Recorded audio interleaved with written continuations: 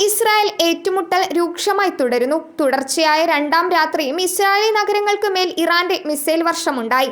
ഒരു സ്ത്രീ കൊല്ലപ്പെട്ടു. നിരവധി നഗരങ്ങളിൽ നിരവധി പേർക്ക് പരിക്കേറ്റു. അതേസമയം ഇറാന്റെ എണ്ണപ്പാടങ്ങളിലടക്കം ഇസ്രായേൽ കനത്ത ആക്രമണം നടത്തി. ഇറാൻ തലസ്ഥാനമായ ടെഹ്റാനിൽ വ്യാപക നാശമുണ്ട്.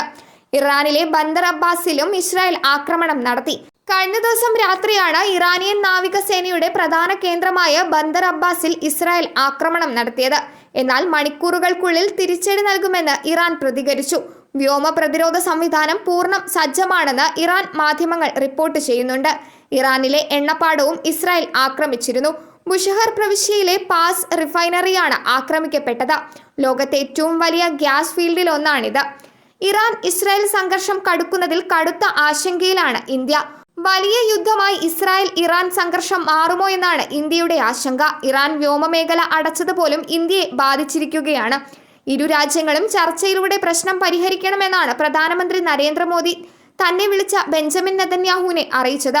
സംഘർഷം അവസാനിപ്പിക്കണമെന്ന നിലപാട് പ്രധാനമന്ത്രി നരേന്ദ്രമോദി G7 ഉച്ചകോടിക്കിടെ നടക്കുന്ന കൂടിക്കാഴ്ചകളിൽ അറിയിക്കും. ഇസ്രായേലിലെയും ഇറാനിലെയും ഇന്ത്യൻ പൗരന്മാർക്ക് ജാഗ്രത പാലിക്കാനുള്ള നിർദ്ദേശം വിദേശകാര്യ മന്ത്രാലയം നൽകി. News desk മലയാളാക്ഷരം.